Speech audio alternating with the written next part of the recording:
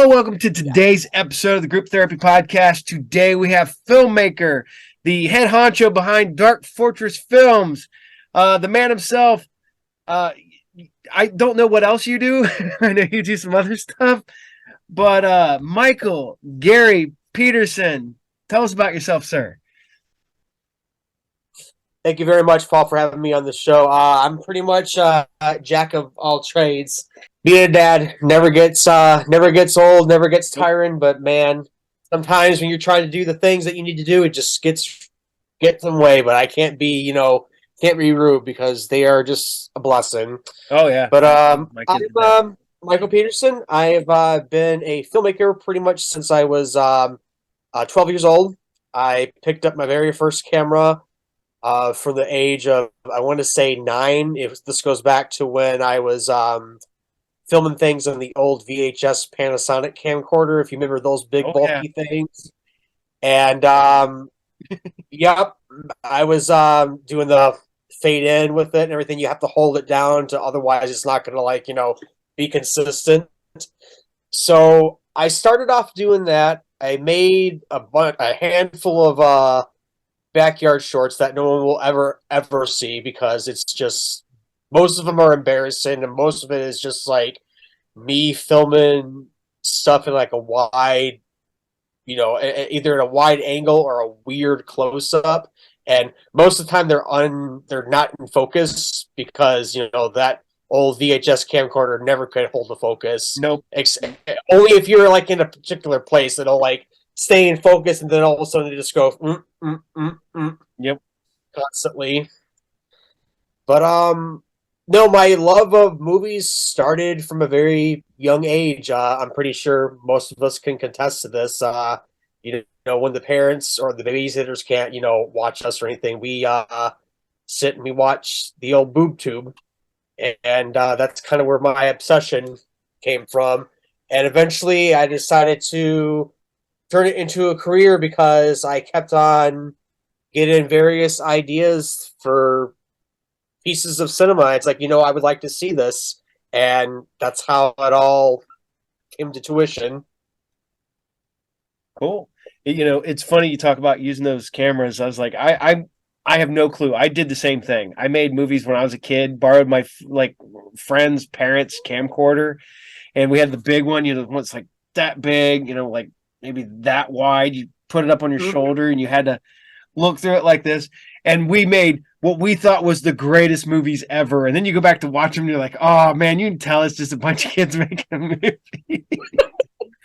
I actually found a couple of those little tapes right next to my vinyl player here. There's a box that I got to go through. It's like a bunch of VHS. Most of it's home movies of my father, but I actually found some of those old films.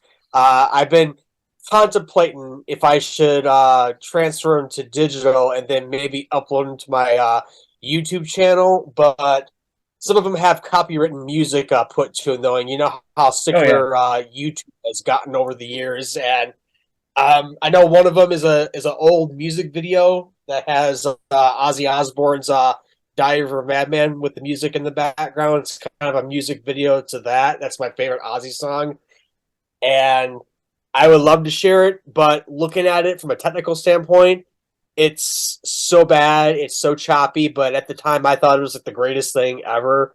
And looking at it now, I actually just watched it a couple of days ago, and I'm like, oh man, I've learned so much from that time, from that point in time. If only if only myself now could talk to my younger self in the past. It's like, no, this is not how you're supposed to do that. You're supposed to do it this way. Oh yeah. But everyone has those learning curves and everything. I mean, Sam Raimi didn't do the Spider-Man movies or even the recent Evil Dead movies, overnight. He had to start from someplace. Oh yeah. And it's funny to know how many of them, because at a certain point everybody had the 8mm cameras. So you had all the old 8mm shorts that all the big name directors and stuff made when they were kids or younger. Mm-hmm. Then you had, at a certain age, everybody went to camcorders because VHS tape was far cheaper than film, and then you could record it, and At a certain point, camcorders even got very relatively cheap. So like almost every family had one at one point. So every kid could go out and make movies. And then it jumps that other one where you get the ones where everybody now it has digital. So now everybody's making digital movies, all these kids. And it's like, this is awesome. It's a slow progression, but not really slow. I mean, I've seen all four. Not really slow because there's certain types of technology, like especially with some of the cameras that I've been wanting to get my hands on to shoot the projects that I'm doing now, like the Red Cinema camera. That is about as close as you'll get to film quality in terms of like digital. And I've looked into those, and it's like, no, I own a house, I have my studio space, but if I'm gonna put that type of money toward a camera, it better either be at least a little bit more on the inexpensive side, though, or if I'm rich and if I'm gonna use it to buy another house, I'm just gonna buy the camera instead. Because basically, the Red cameras are about the equivalent of a house. Yeah. Well, the bad part about it is now you got all these filmmakers backtracking. We've talked about the I can't remember who it was, but he made the movie Unsane about 4 years ago, and it was all filmed on an iPhone. Steven Soderbergh? Yeah, Steven Soderbergh. Yes, Yeah, I think it's his name. Yeah, he said that. I knew as soon as it would kick. But yeah, he filmed that entire movie on an iPhone, and that's insane. Yeah, that was I think it was the iPhone 11 at the time when that movie came out. And I saw the trailer and I wanted to see the movie though, but it was one of those trailers where I sat and I watched. I'm like, I already got the twists what it's going to be. So I haven't seen the movie yet though, but I've heard people talk about it because there's certain movies where it's just like, no, I don't want to hear it. I want to go into it with the fresh slate. I want to experience it. And then there's some movies that I just don't have any interest in seeing, but I'm kind of sort of interested, and it's like I kind of want to know a little bit about it before I actually sit down and like watch it. Oh yeah. So that's just me, how my thought process is whenever I'm doing like movies or going to see them. Well, my whole thing was that was during the time when we had Movie Pass, so we just went to see movies constantly. So it was like, what are we doing today? I don't know. Let's go see a movie. Yeah, sure. Let's go to movies. Go see a movie. Go use Movie Pass, and you can do a review for it for the channel and everything. Yeah. We would legitimately. There was like a week when I watched I think 5 movies in 7 days because I got bored. I'd call my buddy up because everybody else in the house was asleep. I'd like, hey Mark.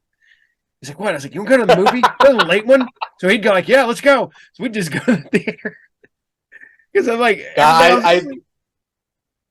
I miss doing that, especially with today. I mean, ever since the pandemic hit and everything, everything's kind of been like, gradually like opening up. And one of the many things that I missed during that time was to go to the theater and to watch movies. And then recently they've been transferring things over to to VOD, video on demand, and now you got this weird time in history when it comes to like cinema, because some will be released into theaters and some will be just released onto streaming. Yep. And some will have this half and half. You can see it in theaters, and then a couple of days later it'll be available on video on demand for like so many days or so. Yep. Oh yeah. Well I don't know, I really think that takes a lot of the way from just the experience of going to the movies and just sitting there in a dark theater and just watching it, because you can easily sit in your house, dim the lights, pop some popcorn, crack open a beer or whatever your beverage that you would like to have is, and just sit there and watch a movie. But I don't know, there is just something very special and unique about sitting in the movie theater, just watching it on the big screen. Oh yeah. It's a thing. Me and my one of my older sons. He's an adult, and I'll call him up. I'm like, well, we going to go see this movie this weekend? Yes. So we go see every Thursday. It's my day off from the shop, and it's the day every movie drops. And given the fact I have a comic shop, I got to see movies like when they drop. If not, everybody will ruin it before I can see it. We go to the theater, and it's funny because people like we went and seen Godzilla. We went and seen Dune. We went and seen all the movies that were same day on like HBO Max. We went and seen them in the theater. Because you cannot see a Godzilla movie. if you can see a Godzilla movie in the theater, you go see it in the theater because it's Godzilla. You Right. know? Dune, you go see Yeah. Dune because it's huge. Um, and don't get me wrong, there's some horror movies that kind of snuck in underneath the radar. Like I didn't see Smile when it came out in the theater, but my wife and we I watched haven't it seen here. it yet Yeah. either. I still haven't seen Barbarian. It's on there, but every time we go to watch it, my youngest will come down and start being a turd, and we have to go. Come on, Vince, go upstairs. So Not to spoil Barbarian though, but I'll just say this: it's very unique for what it is, but when you see it, you'll know what I'm talking about. It feels oh, yeah. like there's two movies in one, From what I even though understand, they're even yeah, though they're connected. yeah, It just um, feels like there's like a complete tonal shift like midway through. It's like, am I watching a completely different movie? oh yeah.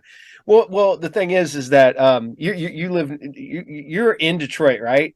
Yes, just Uh, about 15 minutes outside of Detroit. 15 minutes. Yeah. We have the ongoing joke that film was just happens in Detroit in certain parts of Detroit.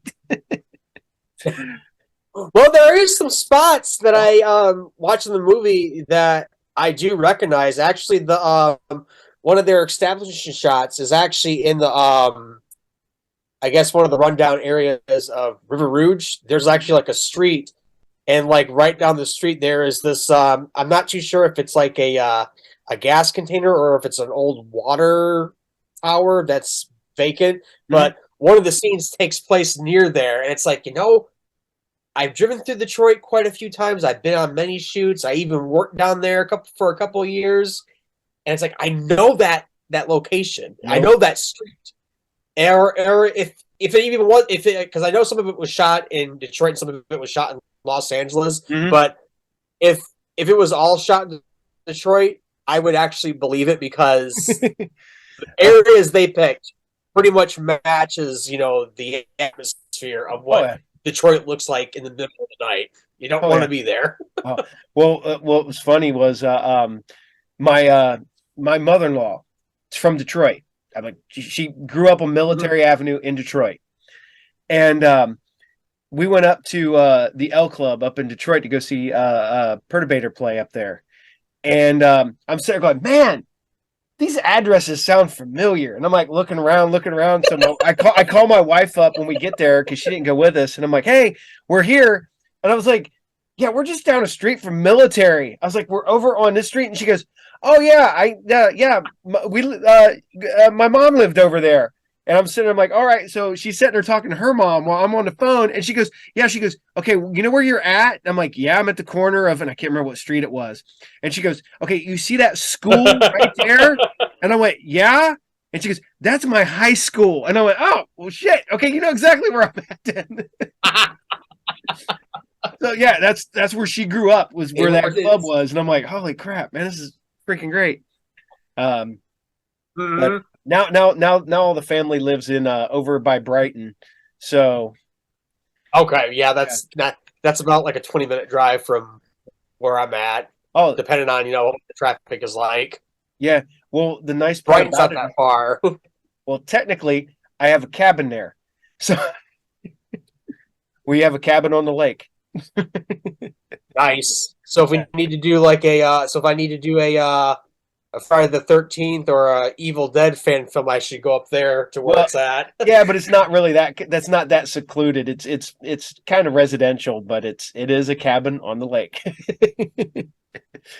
uh, Well, if you really think about it, I mean, you could. That's the beauty of filmmaking. I mean, if you choose the right angles, you can oh yeah, definitely. make it look secluded. Like John, I'm gonna John Carpenter, one of my favorite directors of all time. He actually just celebrated his 76th birthday, and his first big feature that caught everyone's attention was Assault on Precinct 13, and the building that he used was actually in a very high residential area. And what he had in mind was that this police station was pretty much like almost like on the outskirts of the resident area, though. So he had to basically make it look like choose his angles wisely to make it look like it was pretty much like on the outskirts. And it was really funny because when I was watching his interview and his commentary is like, okay, we're going to cut to 5 different locations here in just the span of a second. We're going to see, okay, here's the main character. This is the location we're at. And then we're going to cut to just outside of Los Angeles. Here's 60 miles from the location we were at. And then there's the parking lot where we all met for the very first, for morning. And it was like, wow, just using all those areas just to make it look like it's in the middle of nowhere. Yeah. And that's the beauty of filmmaking too, because and you don't know unless if you're actually like there. Yeah. Which is the cool thing, because you'll be sitting there, and it's like, you're watching all these people react to it. It's like, they don't know how long it took for us just to even get that scene done. How many locations we had this, and how many takes it took just to get the squib to go off or to get the special effect right. Yeah, it's a long process. But the audience has the best seat in the house whenever it comes to watching movies. They don't get to see all the nitty gritty stuff that goes into it or anything. They see the final product. Yeah. Well, what's funny is that I've worked on 3 movies and was in 2 of them, and just I kind of hung back both times while I was working on them, and I was like, I just learned what I could while I was there, and I was like, man, holy crap, there's so much that goes into this. There's a lot. Yeah. There's a lot that goes into it. Like today, I'm finishing up my the thing that I'm actually working on now is this Halloween fan film I've been doing since last year, and I'll tell you a little bit about that series that I'm working on.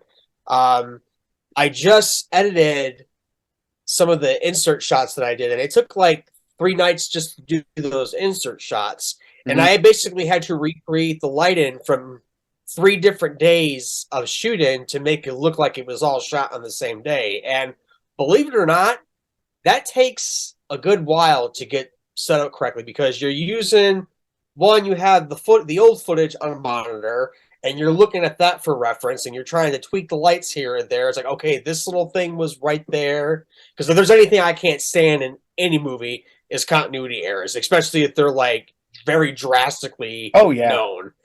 And I try whenever I do my stuff, I try to have a continuity person on set, but for the most part, it's just me. So I really try to get everything all I can done in in one go. Yeah. But no, I'm working on this Halloween fan film. I've been working on it for like a year now. This was coming up to the recent one that just came out. And there's this series that I created on my YouTube channel, because if there's anything that I notice when it comes to YouTube, it's the views that basically sell the product and the channel and everything. Now, I'm not homogenized or anything, because they changed their policy for like the billionth time.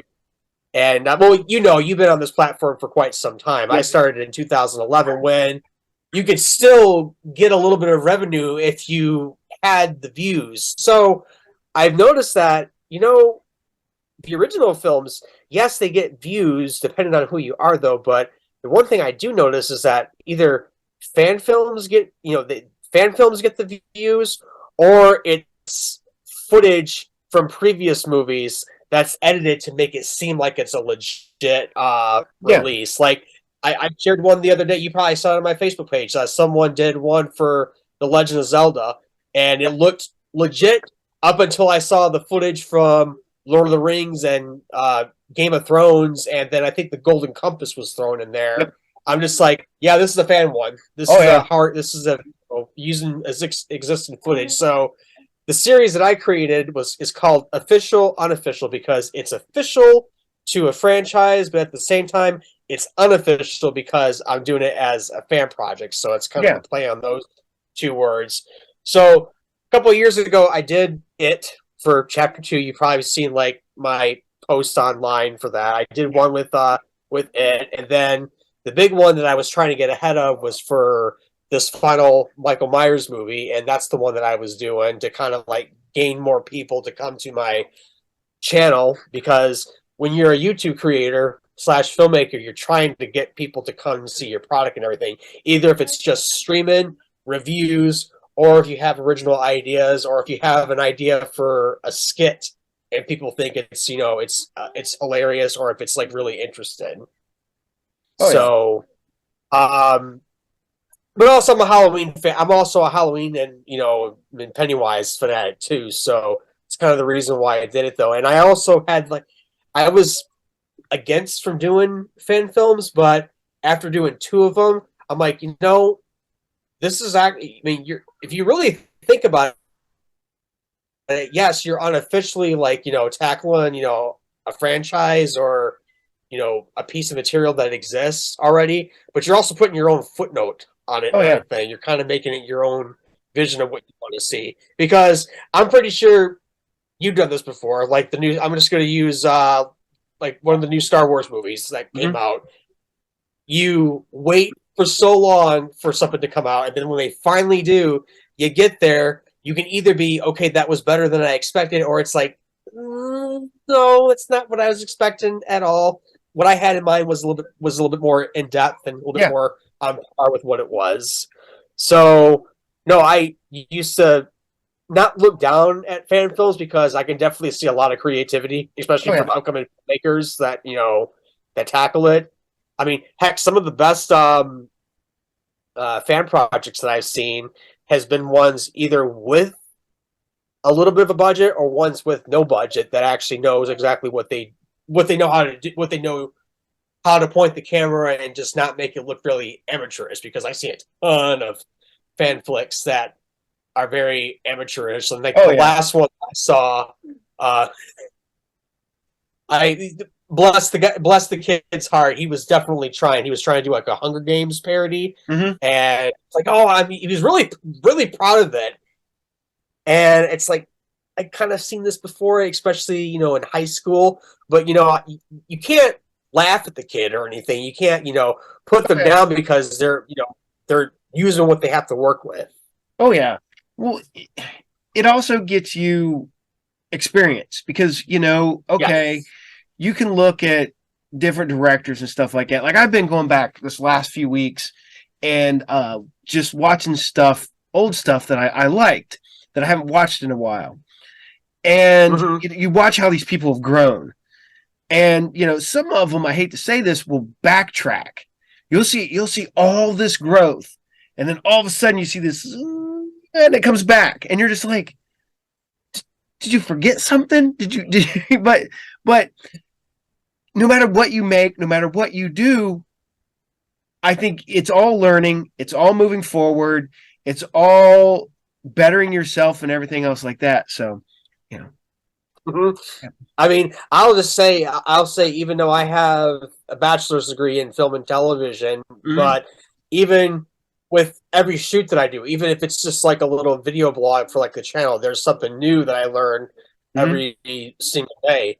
Like, for example, I was editing, I learned that you can, there's different settings for the warp stabilizer, which is basically a filter that you can use to smooth out footage, especially because I have a bunch of rigs, and sometimes the camera will be just perfect and it won't be like jostling or anything though. But there's sometimes where if one thing is off balance, it's gonna be like really wobbly. So I've had to use the warp stabilizer, especially for this last project that I did, and it's like, oh, this is what actually does this. So it's almost like a huge experiment Yeah. in progress, and that's how you basically hone your craft and everything. I mean, now I could easily just say like, no, I don't learn anything because I just do everything, just right though. But that's just no, because everything that I've done, even with projects that is not doesn't have my name attached to them, like as the director or the writer, but just as the editor, um, you learn so much more, Oh, especially yeah. with terms of storytelling and getting the right take for an actor to make it seem like a legit performance instead of it being like so hammy where it's just like, okay, either you got to reshoot this or you basically have to change the entire concept of this movie because this is basically watching like one of those B movies where you have your friends cast in the lead role and you're expecting it to be like this like Academy Award winning performance, and no, it's just gonna be unintentionally funny. Oh yeah. Oh yeah.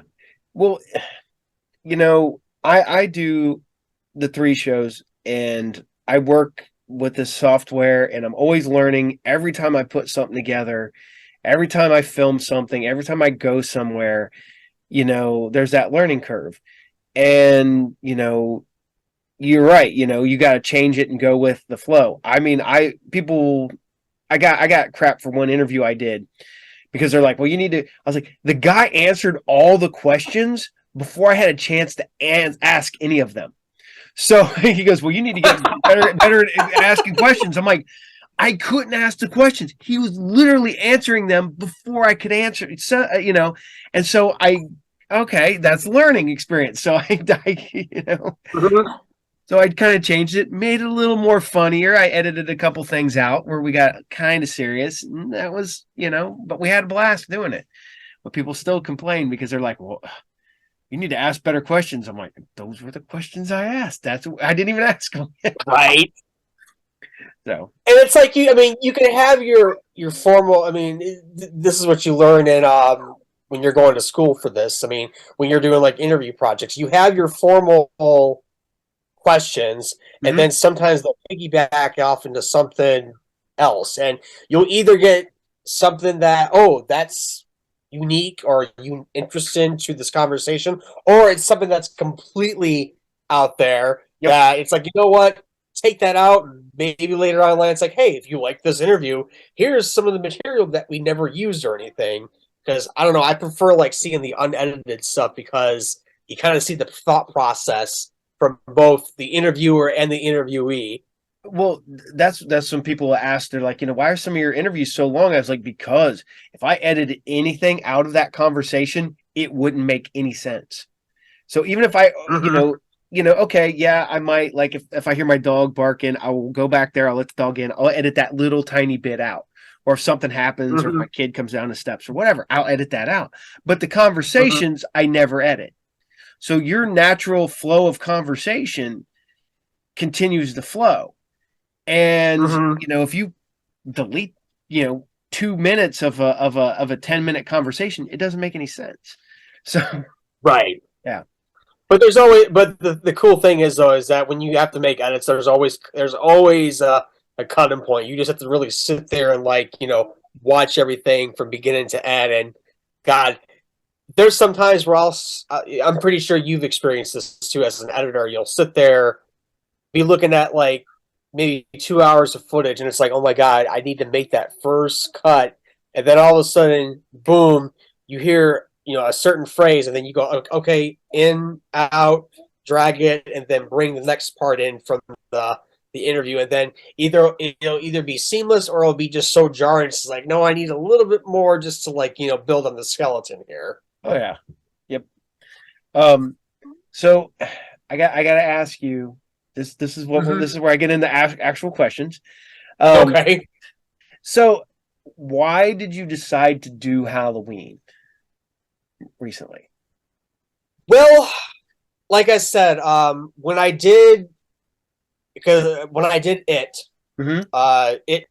chapter two was on its way out, Mm-hmm. and I got bombarded with like a bunch of projects. I was editing a feature, had a falling out with the director. That's a whole other can of worms that I can go into much later on down the line, though. But I basically had to put my stuff on hold to finish this feature that ended up, getting scrapped for a time being, and then eventually it got released. And there's a whole thing going between him and I and everything, though. But the reason why I did Halloween is I figured if I'm gonna be doing like fan projects as just for fun and get myself experience and everything, I figured figure out what is coming out and try to do something, either a trailer or a scene or even like a 15-20 minute short, because the version of Halloween I'm going to be releasing on the 31st, it's only 22 minutes long. It's a 22-minute short.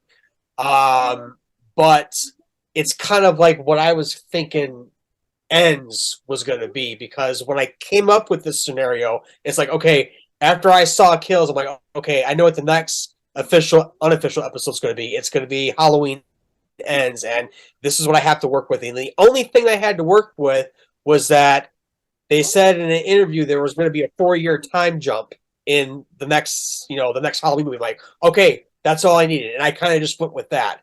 And it's really funny because I don't know if you've seen the official movie or not, though, because when the official movie came out, and when my trailer, because I started dropping like the trailers for mine while the official trailers were being dropped. That's how I was able to get those views, and of course, I got those typical, oh, this is fan film, fake, whatever. Or I got the ones that I really liked. Is like, this actually seems a lot more interesting than the actual official one, because the one I have in mind is completely different from the official one. It is way different. Yeah. And no, I did Halloween Ends because one, Michael is the only slasher villain that still makes me afraid of the dark. I've seen countless movies where, I've seen grotesque creatures. They do nothing to me, though. Michael scares the shit out of me. Excuse my language, but he just petrifies me. And that became like my obsession and everything. And also, I really wanted to capture him on film in a way. But I wanted to do something that was my own unique, take on the character. And so I figured with Ends coming out, I'm like, you know what, this would be a great way to push official, unofficial into more of like the YouTube crowd, because I noticed that a lot of people are turning to the internet to watch for their content now, Mm-hmm. because either the things that we're getting in theaters are either remakes that are just like, they're just not as good as the original, or they're something that we've seen before. So doing Halloween Ends was a combination of striking while the iron was hot, and also me being inspired by the character and story that David Gordon Green and John Carpenter and Danny McBride were telling for this new timeline, at the time. And then I just like, you know what? Because originally this was supposed to be just this was supposed to be just a trailer. If you've seen the 3 that I released, it was supposed to be just a trailer. But I shot so much material that I have enough for like a short. So that's why I always do the supercut for these episodes, because I did the same thing with it. I had so much footage, and it's like, I'm just going to do a supercut just so people can see, what didn't make it into the trailers or anything. So I have a supercut that's going to be released. That's what's coming out on the 31st. But like I said, it's striking while the iron's hot, and also I have a opportunity to put my name on the Halloween franchise unofficially, but say, hey, if I get far into my career and it's time to hang up the camera and everything, I can always say I finally did something that had Michael Myers attached to it, even though it wasn't like, officially or anything. So it's kind of just like, me being passionate about the character and about that type of story. Cool. I mean, there's been other directors who have gotten jobs working in film because they did a fan film. Mm-hmm. So you never know. It could come around later on in life and be like, hey, we're bringing back Halloween. Halloween Right. Halloween begins again, or Yeah, exactly. Honestly, for me, if they ever did approach me for a new Halloween trilogy or a Halloween movie, I would try to I would just try to do one and then just have it be that, because it's today. I don't know if you noticed this trend. Whenever it comes to like one successful movie, that successful movie is going to eventually turn into a freaking trilogy. Mhm. And I am the big believer that everything doesn't need to be a trilogy. Like this new Halloween trilogy that just came out, it didn't need to be a trilogy. It could have been one 2.5 hour movie, and then that was it. That could have been like a gigantic finale for everything instead of Oh, just splitting it up into 3 movies. But that's just me, though. I one of my favorite directors is Quentin Tarantino. Instead of breaking it up into several movies, just put it all in one because it's all right there. Yeah, except for Kill Bill. So, Yeah, for Kill Bill. But uh, but no, like I said, it was a combination of just that, and also I just really wanted to do something with Michael. And the funny thing is that as soon as I started dropping like those trailers or like those little snippets, because you have the opportunity to do shorts now on mhm. YouTube, my numbers shot up because I just did stuff with Michael. It's like, wow, I never knew William Shatner's face could get me that much attention on my YouTube channel. It's like I should have I maybe I should have done these fan films a while ago, because when I first started my channel, it was just my original stuff, and I got like the few clicks here or there, and then it's like, you know what, I need to have something else besides just my original work, because I noticed the numbers tend to go up when people are constantly posting. So there's like I've seen interviews, reviews, and I'm just like, why not do the fan film thing? And then everyone liked my version of it, and then I did this version of Halloween, and it was really funny because after Halloween Ends came out, the official one, people were saying like, I really wish that they would have gave you the opportunity to do Ends, because your vision was so much better and more in tune with what they actually finally came up with. And this is before I saw the movie, because in the end, there's they're two completely different versions. Like if you look at mine both side by side between David Gordon Green's and mine, we got two different versions, like way different versions. Well, yeah, this doesn't spoiler alert for anybody who's watching this. I believe that Halloween Ends is a loophole movie because from what I understand, with the people I've talked to that have worked for the Assad um, family and stuff like that, is that you cannot get rid of Michael Meyer because It's that it's money. They don't want that money to go away. So exactly. it's a loophole so that they can end that one. They can end the Jamie Lee Curtis stuff. They can do that, and they're like, okay, that's done. But technically, we can still get We're gonna continue we on. can continue it. And I say we go back to the Jamie Lloyd universe. So we That's what I'm hearing. People were asking me like, "Are you gonna be a what?" Honey? Yes, you're a waving poop puppy. She's so adorable. I'm hearing maybe like in 5 years or so, and I've also been hearing it, especially through Danielle Harris, because I follow Danielle Harris through her social media, and she posts like these little videos saying that she's talking to someone that's trying to retcon her character from Halloween 4 and 5. Mhm. And honestly, if they bring her back and they finish her story, I wouldn't mind that, because honestly, I felt like her character got done Oh, extremely she got dirty, done because dirty, I horribly hated I dirty. hated Halloween 6. Both cuts of the movie. I can't stand the Curse of Michael Myers. And it's so funny when people are talking to me, because ever since I did this fan film, they're like, they think of me as like Mr. Myers. It's like, no, I'm I'm a Halloween super fan though, but I know there's fans out there that put me to shame. I mean, there's one fan that I heard out in North Carolina that completely redid his house like the Myers house Mhm. Oh yeah, 60.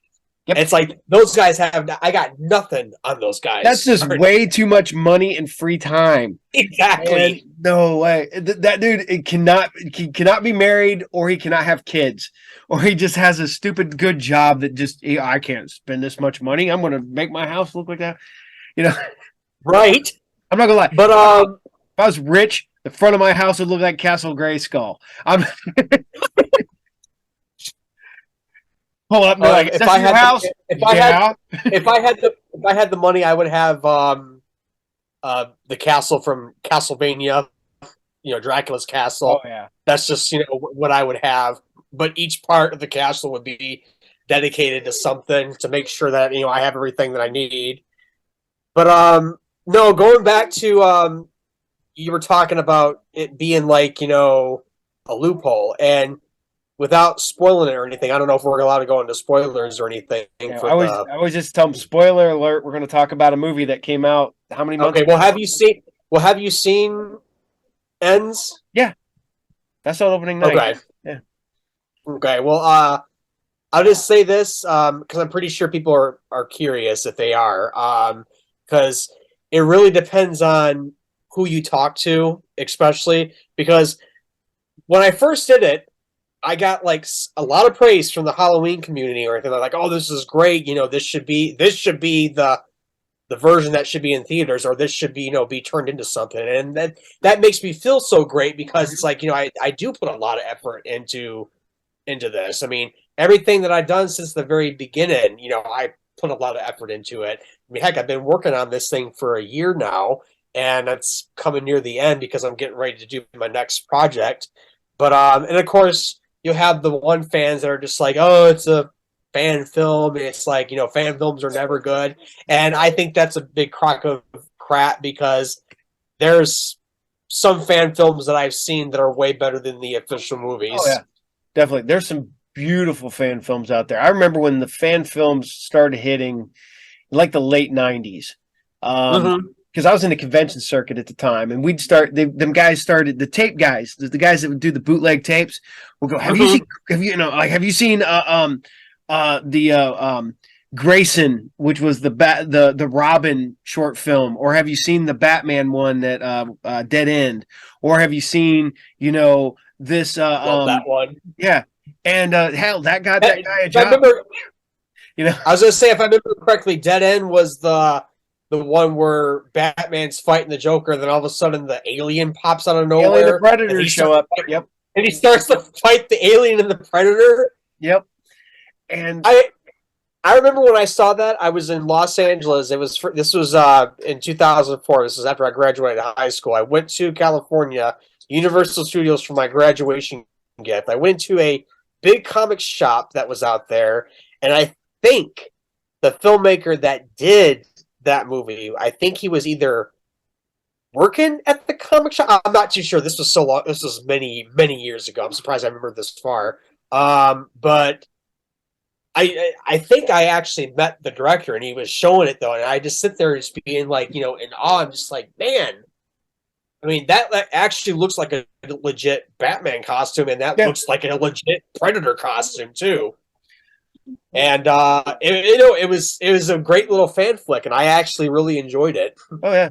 Then you had the guys that because I want to say the big first big fan films I started really seeing were Star Trek. Followed then by horror, then Star Wars, and then it kept on going. I remember seeing the old VHS tapes of. I think I still got it somewhere in my collection. The fan film, the Crow fan film that they made back in like I want to say like '89, and I think I know what you're talking. I yeah, know what you're talking about. um, I know what you're talking about because here in Detroit, they actually I don't know if you've seen it circulating online or anything though, but they just did a Crow fan film that was shot all in Detroit. And I thought it was like going to be like, okay, it's going to be a 45-minute short. No, it's almost like 100 minutes. And I was completely blown away that yeah, they actually did a feature length. And actually, it's good. yeah. I That's sat really and I good. watched it. I dedicated the evening to it. I'm like, this is really good. So anyone that says that fan films are a waste of time, it's like, no, there is a lot of technique and a lot that goes into it, regardless of whoever's working on it.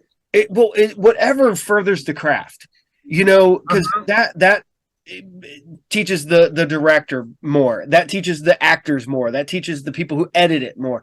Everything you do, I have a friend who's in a cover band, and he hated being in a cover band because he's like, oh, I'm like, do you have fun? Are you learning? Is your playing getting better? He goes, well, yeah. Then why are you worried about being in a cover band? That's Right.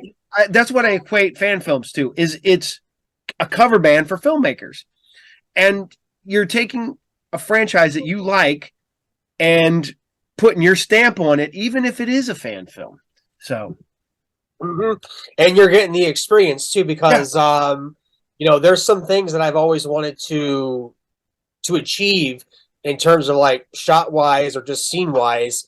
Like my one of my favorite shots from Halloween is from the original is when Jamie Lee Curtis is right here, and she's crying because she just found her friend's dead, and then all of a sudden you You see see the Michael's shadow. Yeah, you see. Yep. come out of the darkness. And I recently just did a shot like that for this one, and yeah, it took a long time to get it set up and everything though. But when you see it, it's like, ooh, it's like you get the goose. I got goosebumps just thinking about it.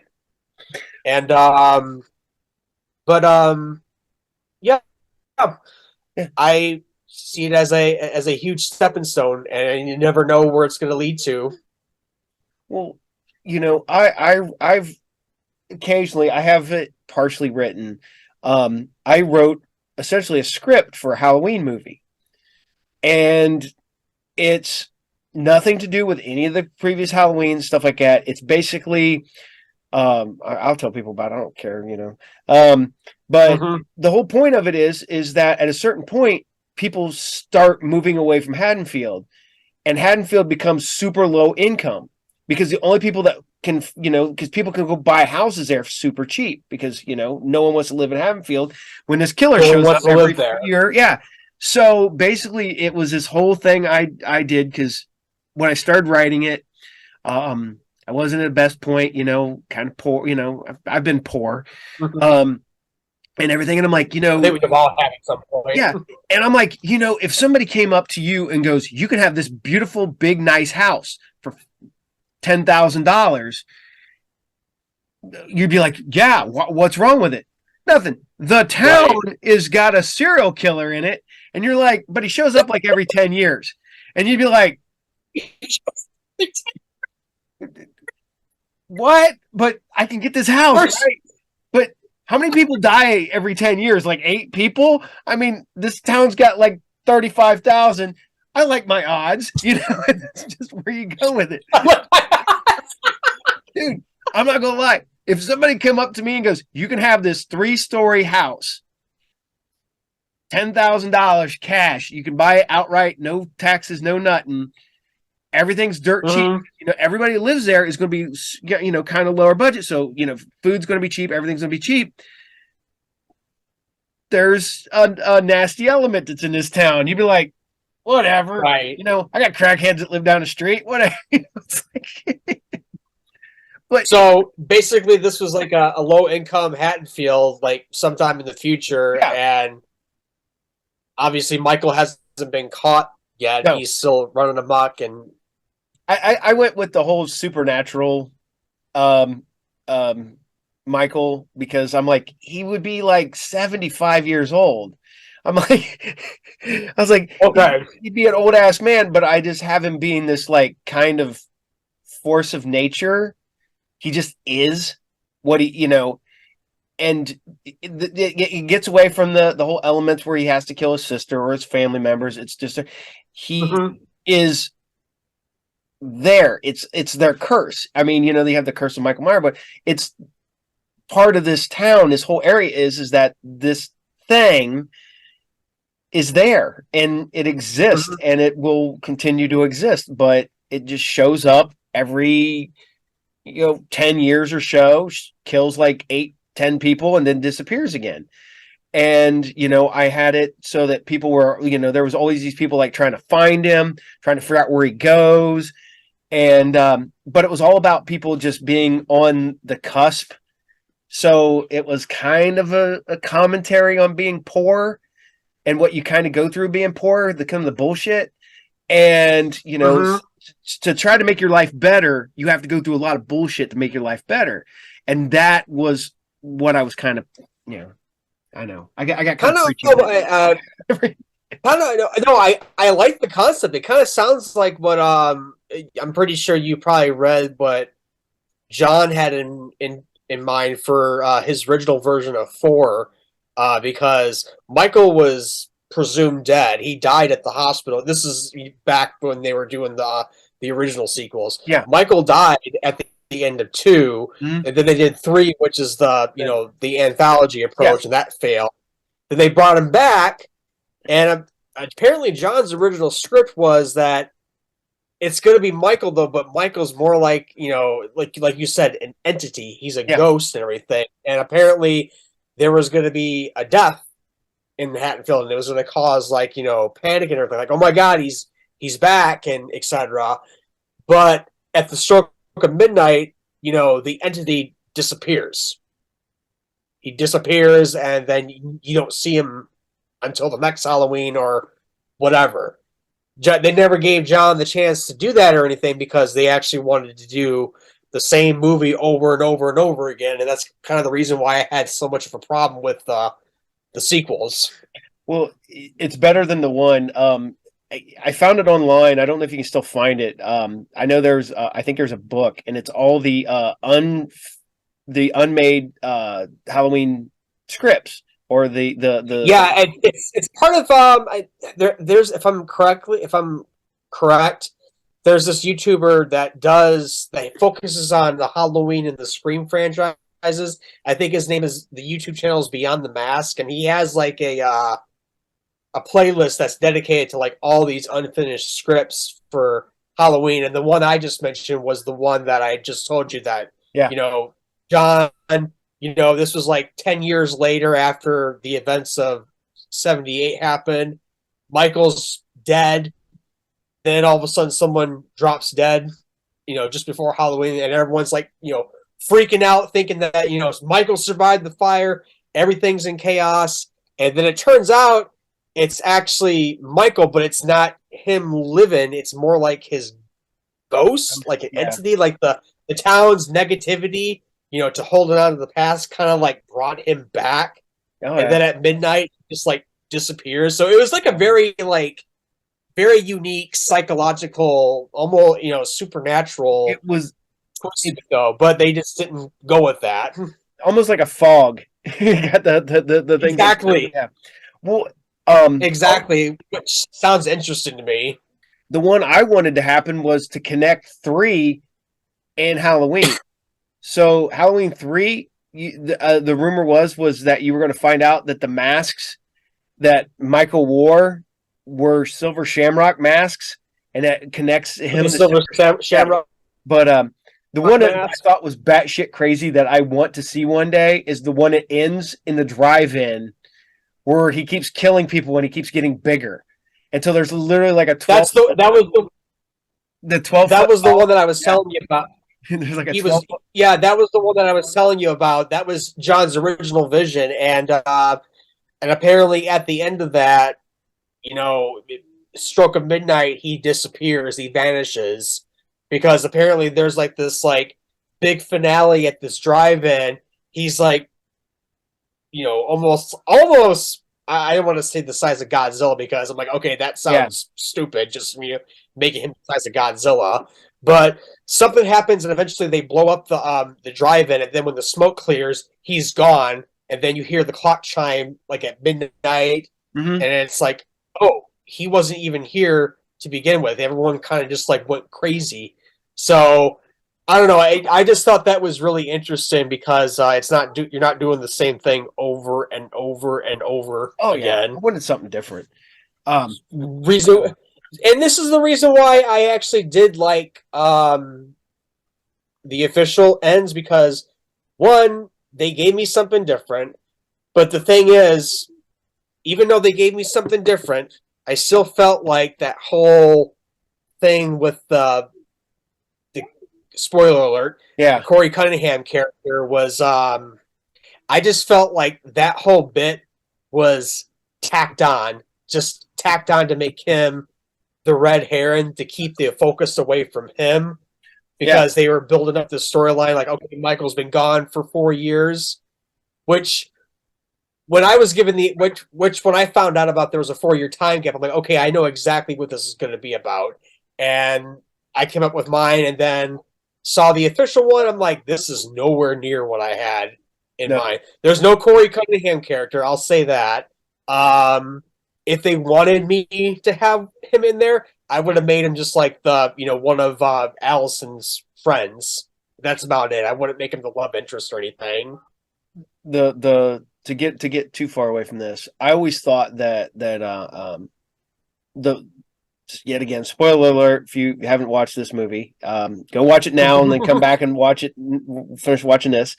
The end where they throw Mike. I don't think that's Michael. I think that's a homeless man.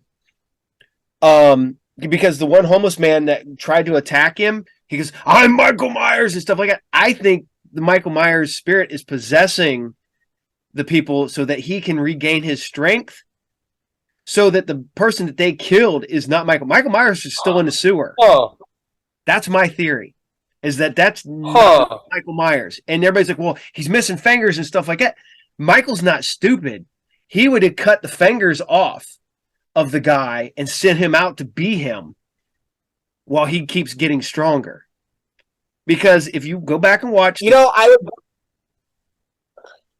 know who you're talking about. You're talking about the homeless guy that attacks yeah, Corey when he yeah, stumbles out of the yep. sewer. I would actually buy that, but if you're talking about, Michael not being stupid and cutting the fingers off, he would have tried to at least cut Corey's fingers off to make it look like it was Well, him, though. That's my only but the thing is, though, is he's already got two. He's got the guy who everybody thinks is Michael. Then he's got Corey out there. So he's using these deaths to make himself stronger. And so he's in the sewer. He's still lurking in that sewer somewhere. No mask, no nothing. There is a burn up old man, but he's using his, because he's already spread his evil to Corey. So I'm thinking he spread it to other people because he's in there 4 years. So there's them homeless people that are around him, so that he sent them out there to basically be his quote unquote avatars. That's my theory. I never thought of that before. I always thought, because usually when you see homeless people, especially in horror movies, they're always like, they're either red herrings or they're just like, the crazy old kook that lives in the park, or they live in the, in this area. But no, I can see that happening. Yeah, and also that does make perfect sense because they changed the ending before the movie came out, because apparently the ending was completely different, and apparently it pissed off people so much that they're like, either this gets changed or we're not going to. The original ending tested so poorly. Yeah, well, it's one of the ones where I kind of sat back and I was like, I'm watching this movie, and what I knew the fact is that they would not let them get rid of Michael Myers. I'm like, that's not Michael that they ground up. Michael's still out there, so they could continue. See, Lori's done. Lori thinks that she killed Michael. She's gone. She's not coming back to Haddonfield. He's still connected with Haddonfield. His power is there. So her storyline is done. So it is ended, so that they can keep it going. Yeah. He will. I'm saying that if they 2-3 years down the road, when they bring Halloween Reborn, you're going to see Michael Myers in mold covered mask and the mildew and everything all over his, and he's going to come walking out of that, and it's going to start all over again. And that's my theory. That's where I'm sticking. So. And you want to know something too? I said this in my review. I said that give it 5 years, they'll redo it again. They'll either retcon it to a new cast, or they'll try to connect it with this one, or they'll try to finish up Jamie's story, or they'll do something. There's 3 different timelines for them to pick from. Oh yeah. So one timeline is completed, but I would actually like to think that she finally got him. That's what I would like to think, though, and that's actually where mine comes in, because in mine I actually give a definitive ending. There's no, yes, there's the spooky, creepy ending, though, but it's not as obvious, if that makes sense. I get it. It's not too obvious that there's going to be a sequel, because you'll see when you see the supercut, because the last shot pretty much like solidifies that, okay, there is an ending to it. There is an ending to this, which is what I have in mind. And honestly, I prefer I did like the ending of the of ends, but I felt like the fight between him and Lori was way too damn short. That went like just like that. That to me, that fight needed to be like Anakin Skywalker versus Obi-Wan Kenobi, Star Wars Episode 3 Oh type yeah, of that intensity 15 minute between those lightsaber two. fight. Yeah, they needed to. They should have started in the house. They should have fought all over the house, and then eventually ended up into the streets, and then eventually the junkyard. See, Or I thought it should have ended with her and him, like, because you saw that grinder way into the filming. I was like, that's how that's going to end. But I thought it should have ended with them fighting in the junkyard and them both going down together, so that it ended everything. So there would have been no more Lori and no more Michael, because they went down like at each other's throats, like, whatever, and they ground into. She's like holding on to him because he's trying to get away, and she's like, "Nope, nope, I'm taking you with me," and they just ground into that. That's what I wanted to happen, because that would have that's been a definitive ending.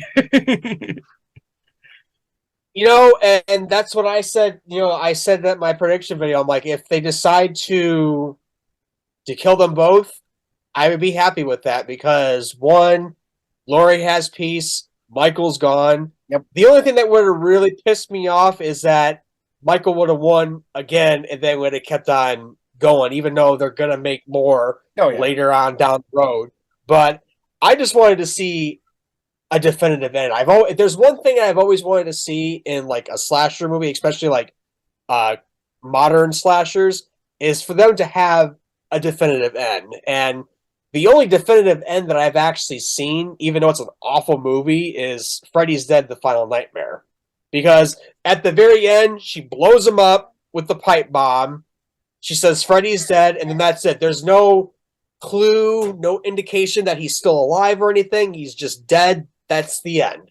Mm-hmm. That is the only time that I've actually seen a definitive ending for like any like slasher character. And of course, you've had like the recent Dracula that Francis Ford Coppola did, where he gets the definitive end though. But I'm talking like the main slashers, like Jason, Freddy, Michael, and etc. And I guess we kind of have a definitive end with Michael here, but we all know that it's gonna be resurrected in like 5 years or so. Oh yeah. But no, what else did you want to ask? Okay. The interview. Before we kind of got sidetracked a little bit. Before I get too far, I got to tell you something fun about Halloween. Is I did a horror movie convention back in September over in Virginia, and the whole entire weekend I got to hang out with three of the guys who worked on the Hellraiser movies. Oh, nice. Two of the guys worked on Hellraiser. Well, one guy worked on Hellraiser 3 through 10. And another guy worked on 4 through 10. And then the other one was the Pinhead in the last one. That was the last Dimension film one before it went to Hulu. But we're sitting there talking, and I'm like, man, I was like, I guess, because it's slow, and I'm like asking dumb questions throughout the entire thing. And the one guy is the special effects makeup guy named Gary Tunnicliffe.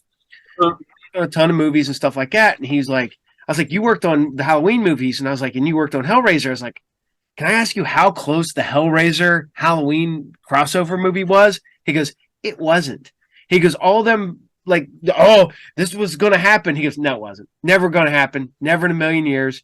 He goes, Assad was, didn't want it. And I can't remember the people that had the Hellraiser, the final people in there, like, somebody at Dimension goes, hey, we have these two, and Freddy versus Jason did well.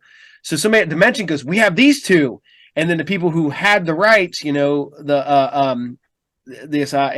I said, the Hellraiser people went, nope. And so that whole thing it was the same thing with John Carpenter was going to direct it, and Clive Barker was going to write it. Nope. He said it got to the early stages of somebody in a boardroom going, hey, we have these. And then somebody going, no, it's not going to happen. And he was telling me about that doesn't surprise me. He was telling me about working. Oh, go ahead. Sorry. Oh, no, it's okay. No, Finish yours, and then I have a story to tell that's pretty much like that. So we continue talking. He goes, "Oh yeah." He goes, "I worked on." He goes, "I was working on Halloween 3D," and I was like, "Really?" He goes, "Oh yeah." He goes, "We had cast, we had locations, we had special effects, we had a budget." He goes, "We had everything." He goes, "When it came down to it," he goes, "We're like, I think he said like just a handful of days to begin filming, and it all went kaput." He goes, "It was going to get made." He goes, "I couldn't tell you how many movies I started working on that never got made." He goes, "And that's one of them." He goes, Mm-hmm. "Halloween 3D was one that was way into production and in the pre-production, and it never made it into production." So, I know that one was that it almost got made, and then I was like, I don't know if I can handle a Halloween 3D movie, and it was just at that point in time where I just got burned out again with Michael, because unlike some people, I actually don't mind the first Rob Zombie Halloween. I actually really enjoyed his take on it, even though Rob needs to shy away from his stepping stones for what he did for House of a Thousand Corpses, because not every single of his characters need to look like they were on the Jerry Springer show. That is just my personal opinion. What oh you? yeah, Hey you. But no, you were talking about how close they were getting for Hellraiser and Michael Myers. I met John Castagnoli Jr. I think I butchered his name, but he did the special effects for the original Basket Case, um, Manhunter, which is the first Hannibal Lecter movie, yep. which before it became with Anthony Hopkins. Bill Peterson and Did yep. makeup for Dick Tracy, won the Academy Award for the makeup for Dick Tracy. But when I met him, he just did Heath Ledger's makeup for The Dark Knight, and he was telling me he commented on my Heath Ledger tattoo, because I have a Heath Ledger tattoo of the Mm-hmm. Joker, and he noticed my tattoo, and we were talking about Heath, and he was telling me all these stories about how him and Heath would be they would bond, and they would be having a good old time and everything. And I just said, I gotta ask, because it's been on my mind, and I know that a lot of the stuff they put in like the tabloids is just hot air.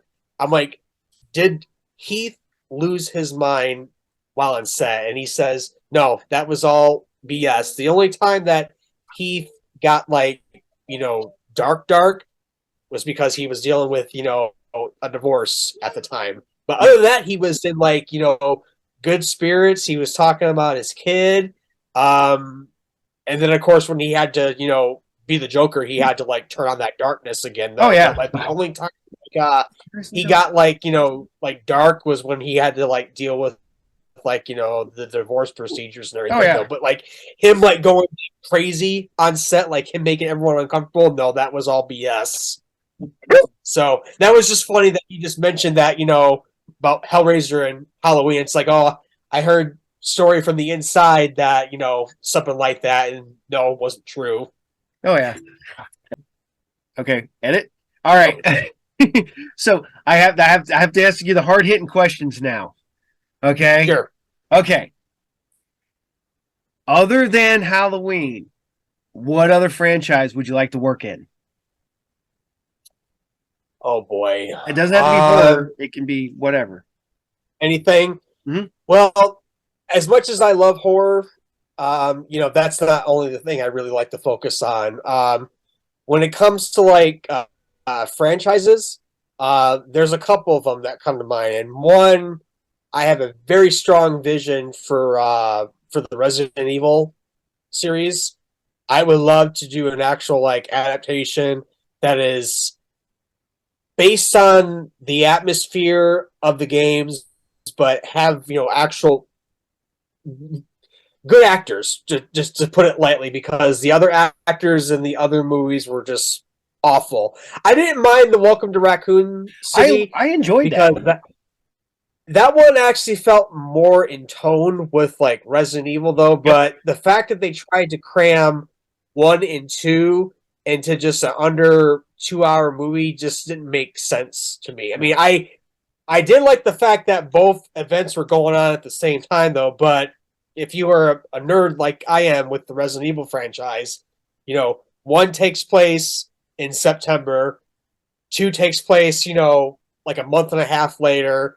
It's one long, and two and three take place on the same night. It's one long night, Hmm. and I would just like it to actually see. I would actually like it to see done correct. With an actual budget. With practical effects and with if they have to CG, it doesn't have to. It doesn't be a CGI shit fest Yeah. because my personal one of the things I complained about with the first time they did Resident Evil. This is with Mia Jovovich, was that everything was CG. Even the zombies, even when the zombies got their heads blown off, the blood almost looked like it was like ripped from like the games. It's just like why can't they do it like with what George Romero did, like the practical effects. I mean, that's the way it's supposed to be done. Yep. But I have a strong vision for ones two and three, and I do have a very very strong vision for four. Basically, the ones that have Leon. Now, I would like to take a stab at the other ones, but for me, I don't know. Just the situations or the stories kind of got a little bit almost like cartoony, comedic to me, especially with this last one that just came out, the Resident Evil 8. I call it Castlevania, Resident Evil Redux. I was trying to be clever there, though. I couldn't come up with something clever. But Resident Evil 8 just looks like a Castlevania game, just from the look of it and everything. Good game, but it just felt like a Castlevania game with guns. Yeah. That's what it felt like to me. But no, I would like to do Resident Evil. Um, there's actually another. Well, it's not necessarily a franchise. It's based on H.G. Wells's novel, The Time Machine. Yeah. I would love to do a version of The Time Machine. That's my one of my all time. That's actually my all time favorite novel. Growing up, and I loved that book from beginning to end. And I thought the first movie was fantastic. With Rod Taylor, Hmm. uh, directed by George Powell. I have a love hate relationship with the one they did in 2002, but I think they can do a. If I was given the opportunity, there would be a really good definitive. I could do a really good definitive version of what I loved about Oh yeah. the book and the two movies Yep. because I have my own personal idea, kind of like what Peter Jackson did with his version of King Kong, how he just basically just took the source and just kind of like expanded upon it and everything. It's kind of what I would like to do. Yeah. But other than that, I just most of my stuff is original material, trying to find different ways to scare people, to tell stories instead of falling back on those old cliches. Like it took me like this new script that I'm doing, this Within the Shadows. That's my next project that's coming up. I started writing this in 2014. Hey, sweetheart. I started writing this in 2014, and I got the first draft done like several months afterwards. But I started to pick it apart because when I tend to write like the stuff that I know, like some of the like the cliches Hmm. and everything. Then I start going back and I start honing it. It's like how can I make this not seem too obvious Yeah. or anything? Because if you've seen one slasher movie or one psychological movie, and then you see another one trying to piggyback off of that, you kind of seen them all. Kind of like the found footage, genre. Like if you've seen the Blair Witch Project, you base any other found footage movie is almost going to follow that formula. Hmm. So I'm trying to find different ways to get the audience to react. So and also just personal life got in the way, couldn't do the movie. I raised the budget 3 times, and it just never got anywhere. And hopefully this time it'll actually stick. Well, I've actually said that if budget or not, I am going to do it with or without a budget, because I did, my version of Halloween Ends with no budget based on the stuff that I had access to, plus my other shorts. If you've ever seen my any of my other shorts, so I'm just basically just going to do it that way though. But I've learned so much from everything that I've done, from just directing and just working on other people's projects, that it's like, I always thought like, this would cost me a ton of money, but if I do A, B, and C, the rest of the alphabet will fall into place with me, having to not spend that much for like a location or for something, particular to make it look like, gigantic. Yeah. Well, it's nice because I'm hoping, fingers crossed, I'm going to start shooting I guess a show that I want to do, like a horror show. Not really a horror show. Mm-hmm. Best way I can explain this is it's John Wick meets The Crow. Um, it's revenge, and what it will be is like it'll be a couple episodes per person, and it'll each be Mm-hmm. person getting their but I've become friends with so many of these filmmakers and special effects people. I've become friends with actors and actresses. Now they're like, oh yeah, we'll do it for free. I'm like, sweet. I like that word, free. Mm-hmm. And that's what you have to do, Oh yeah. especially when you're doing it on this level. I mean, yes, I would love to do the big budget stuff, Mm-hmm. but in the end, it's just you just got to make it. You got to make it work as much Oh as yeah. you possibly can. Gotta go.